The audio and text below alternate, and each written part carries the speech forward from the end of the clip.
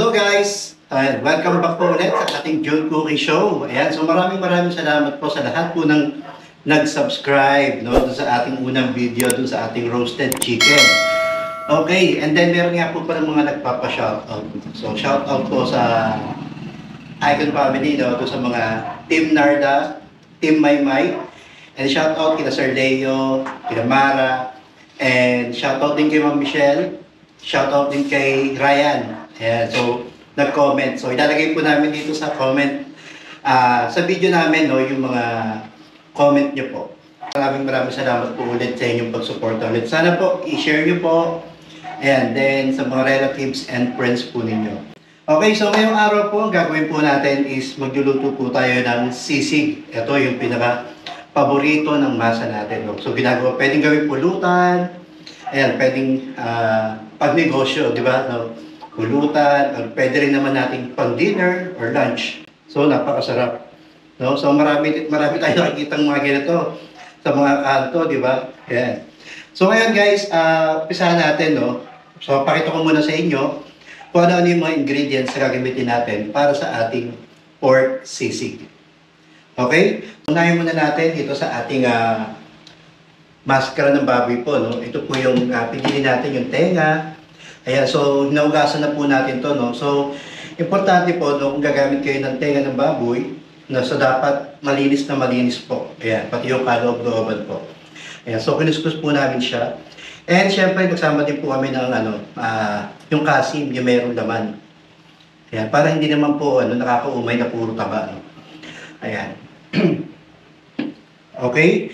Then meron din po tayo ditong sibuyas na puti. Yan. Then, meron din po tayong sibuyas na pula. Okay? And then, yung ating siling pampaksiw.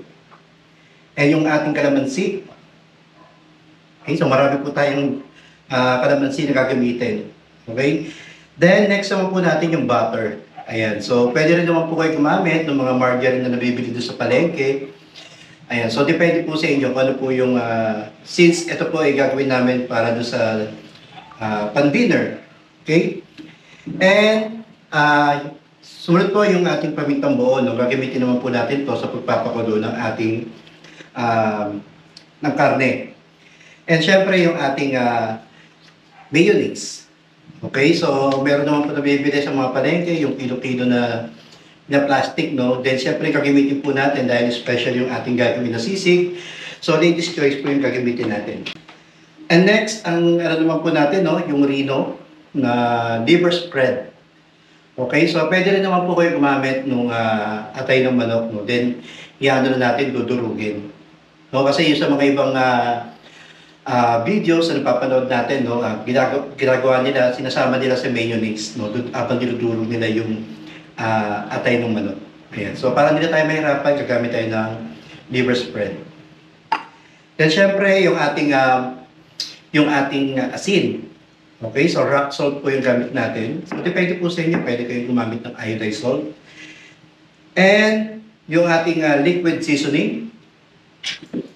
Yung kikuman po natin, soy sauce. Oyster sauce. And yung ating toyo. Dato puti po yung ating gagamitin. At syempre, yan, yung pinakauli sa lahat, yung ating laurel. Okay, so gagamitin po natin to para po sa papakulo ng ating karne. And gagamitin din po natin ang ating air fryer. Okay, so after natin pakuluan yung karne, lalagyan naman natin, sarang po natin siya dito sa ating air fryer. And nag-prepare na rin po ako ng ating water, Dito natin pakukuluan yung ating maskara. Okay, so umpisahan na po natin yung pagluluto. Unahin muna natin yung pagpapakulo ng ating karne. So dito guys, lalagyan na po natin sa ating malinis na tubig. Yan. So, importante po yan. And, yan, lalagyan na po natin yung ating tenga, saka yung maskara. Okay. Then next, lalagyan po natin yung ating rock salt.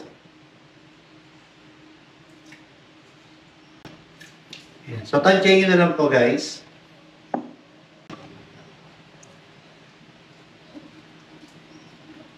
And next naman po, lalagay naman po natin yung binili natin pamintang buo. Ayan, so hindi ko na dala yung pamintang buo namin.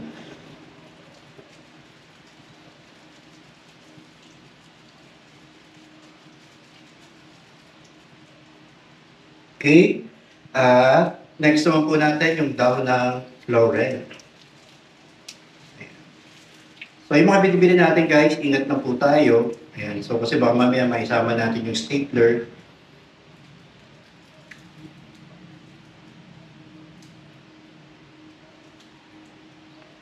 Okay, so dalawa po ilalagay natin ng laurel.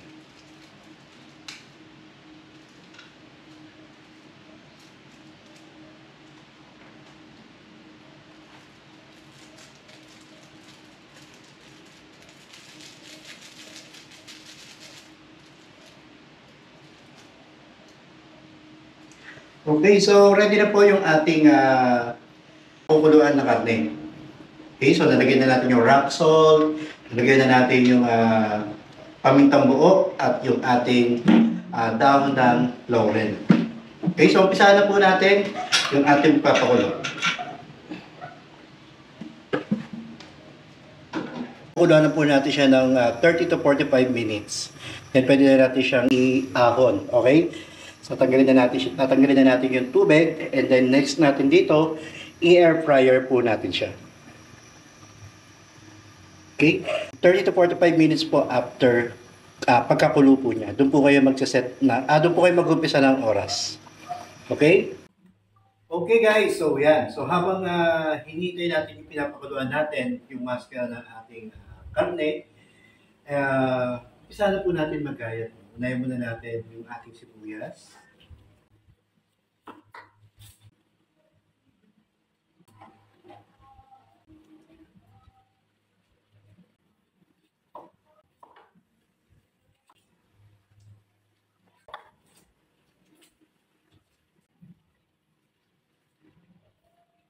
Okay, so gasan muna natin yung ating sibuyas.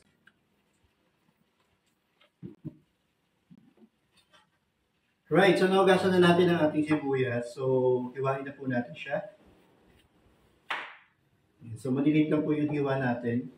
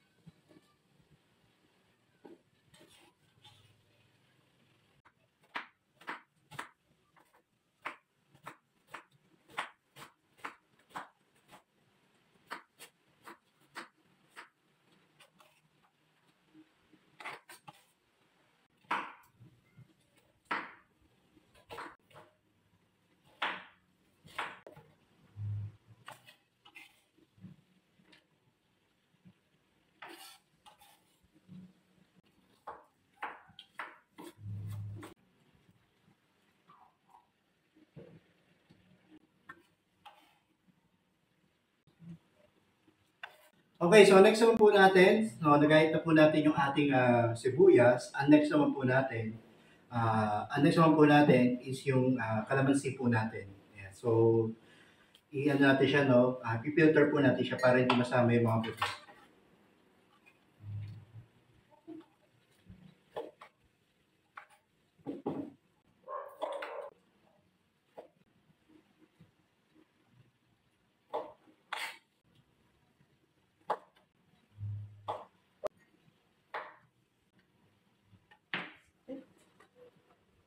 Ayan, so tama na po ito guys, 2 for 6, 8 kalamansi.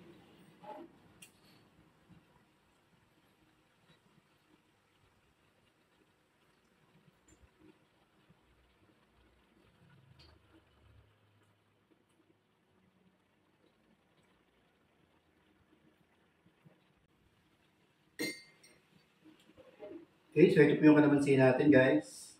Ayan, samsala na po natin. So, ayan natin siya kumulo. Okay, guys, so naugasan na po natin yung ating silip pampaksiw. So, hiwain din po natin siya, guys. Ayan. Hiwain na po ng maliliit.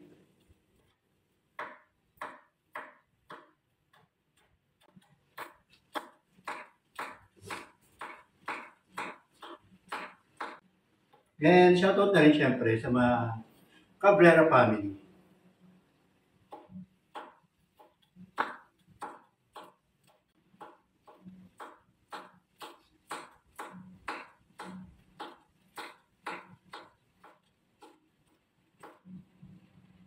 Yan guys, so kung meron kayong baka naman guys, no, mag-donate kayo. Baka pwede kayo mag-donate ng mga pang kitchen. So, pwede po guys. So, kung kayo may guys, kontakin nyo lang ako.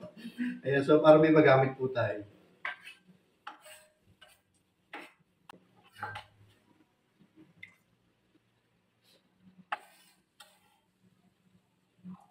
Okay guys, so all set na po yung mga ingredients po natin. Nagayat na po natin lahat. So, hahanguin na po natin yung ating karne.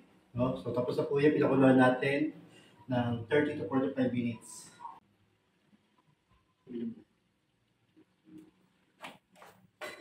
So, ito po yung binili natin ng karne guys. Ayan. So super lambot na po niya. Ayan. So, huwag na po natin masyadong palambutin kasi kapag madudulog po siya. Ayan. So, yung tamang-tama lang guys. Kasi piprito pa po natin yan.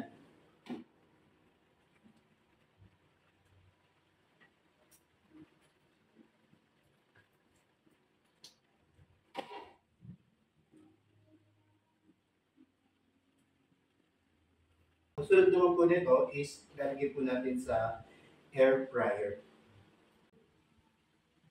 So guys, so lagay na po natin ngayon dito sa ating air fryer.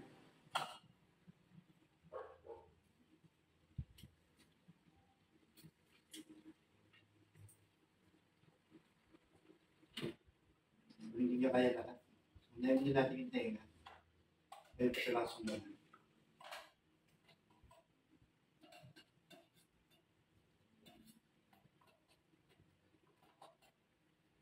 Okay. Okay, so set na po natin. Ayan guys, so iset na po natin siya sa 30 minutes. Then, ang temperature natin, so pwede ko naman siya gawing 200 na. Okay, so wait lang po tayo. A few moments later. Okay guys, so check na natin yung ating inner fryer. Ayan, yun na natin yung tenga. Ayan, so okay na po ito guys kasi ipiprito pa natin to. Ayan. A few moments later. Okay guys, so dito sasara na natin yung ating inner fryer na ayan, so takpan po muna natin siya guys. Ayan, baka tumalsik kasi. Ayan, pero hindi na kasi tatalsik ko yung inner fryer na natin. Pero para sigurado, takpan na natin.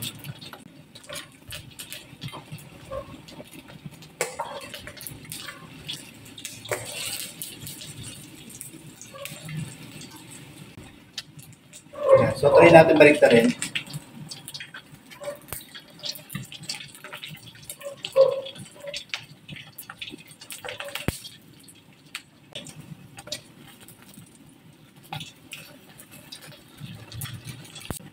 So guys, dun sa laman, hindi na masyadong prituin. Since liliit po siya eh. Ayan, so, tanggalin ko na to guys. Air fryer naman yan. So, palibalik ka rin nyo lang guys ha. Baka masunog kasi.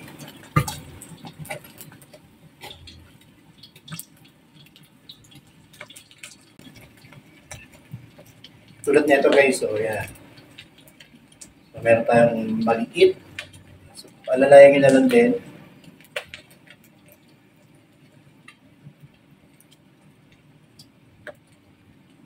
So, tagalin na natin yan.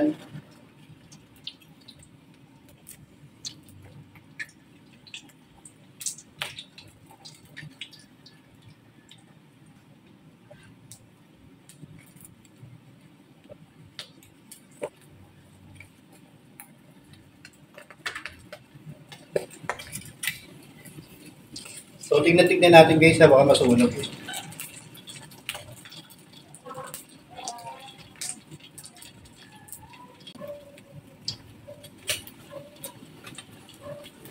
Tignan natin ulit.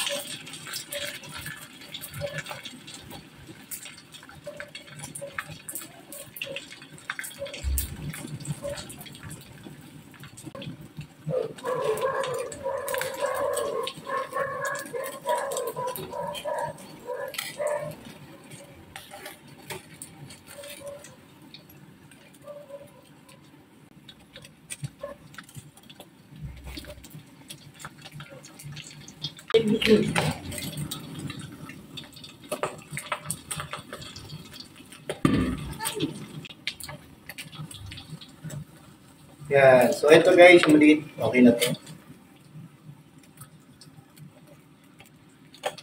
Okay pa.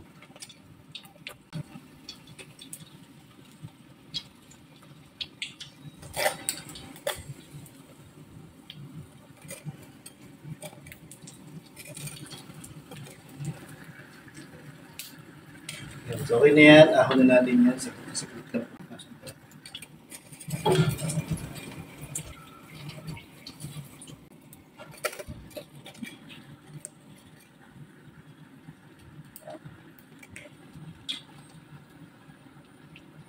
Yes, guys. Tubusan nyo na yung loob guys, kasi yung loob natin. Kaya tingnan nyo. Binuhusan nyo yung loob. Para siyang chicharon. Para maluto din yung loob ng tenga.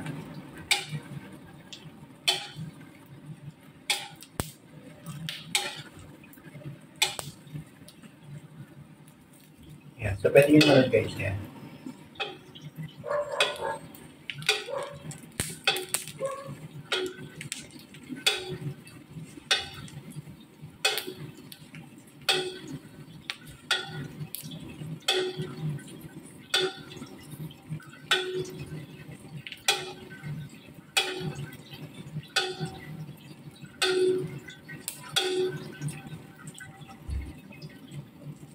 Yan guys, so luto na po ang ating tenga.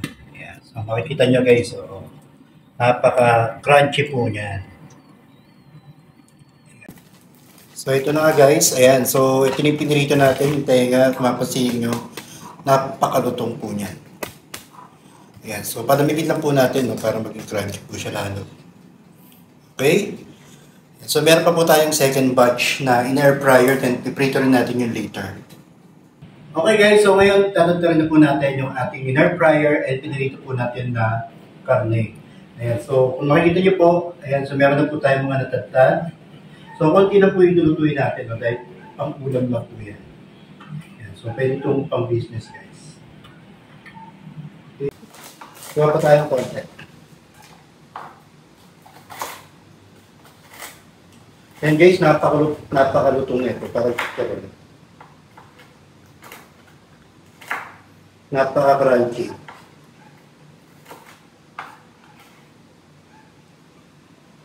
Okay. So ito na po, nakapag-prepare na tayo ng ating mga dinurog na karne, no? Yung air fryer natin at yung ating pinirito. Ayan. So ngayon, isasalang na po natin. Okay guys, so isalang na po natin, no? Hinaan nyo lang po yung apoy natin na para di masunog yung ating butter. Okay, so mainit na po yung ating kawali. Ayan. So mahina lang po yung apoy natin.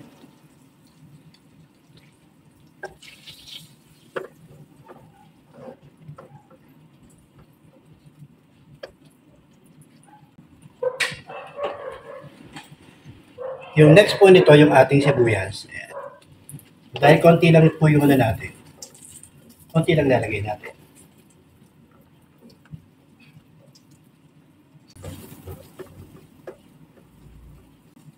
Ayan, pwede nyo rin lagyan guys ng konting mantika kung gusto po ninyo. Ayan. So ako lalagyan ko ng konting mantika guys. Konting-konti lang.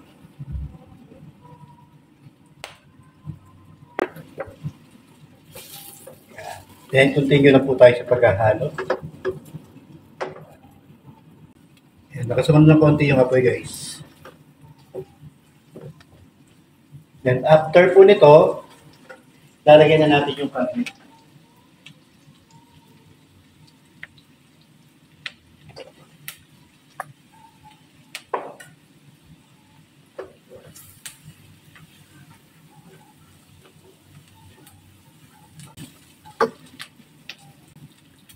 Then, lalagyan na po natin yung ating liver spread.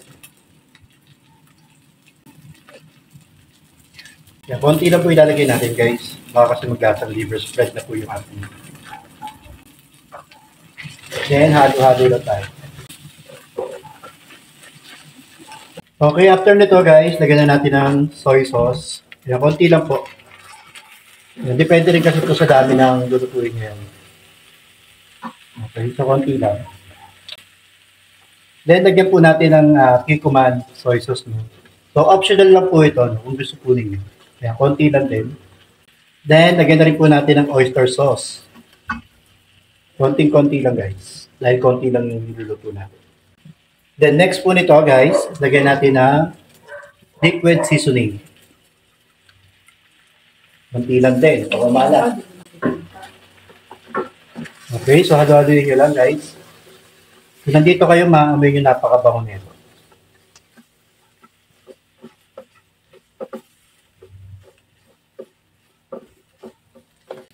After yan, guys, lalagyan natin siya ng kalamansi. Okay? So, lagyan nyo lang siya ng isang kutsara. Yan. So, ito yung kalamansi natin, guys.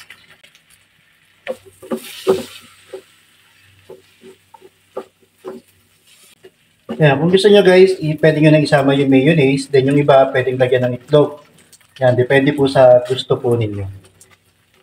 Yan. So, later na po natin lalagyan ng mayonnaise. After maluto po nito. Yan. So, pwedeng pang business to, guys. So, okay. Yan. So, luto na po yung ating sisig. Okay. So, isasalin na po natin ito sa lalagyan.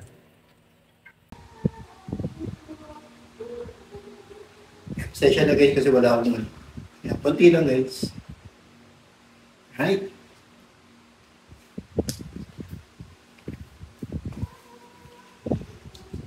Okay, so luto na po ang ating sisig, guys. So, yung mayonnaise natin, pasensya na kasi wala tayong lalagyanan. Okay, so pwede nyo nating haluin yan. Okay, guys, so ngayon haluin na po natin yung ating ginawang sisig. Yan, then tinikman din po natin siya. Yan. Kita nyo, guys. Okay, so nahalo na po natin, guys. So, since may kalamansi na to, hindi na natin nalagyan ng kalamansi. Yan. So, kung ibibenta nyo naman, siyempre samahan nyo na ng sili. Samahan nyo na ng sili at samahan nyo na rin ng kalamansi. Para sila na po yung mag-adjust doon sa lasa na gusto po nila. Yan. So, titikman na po natin yung ating ginawang sisig.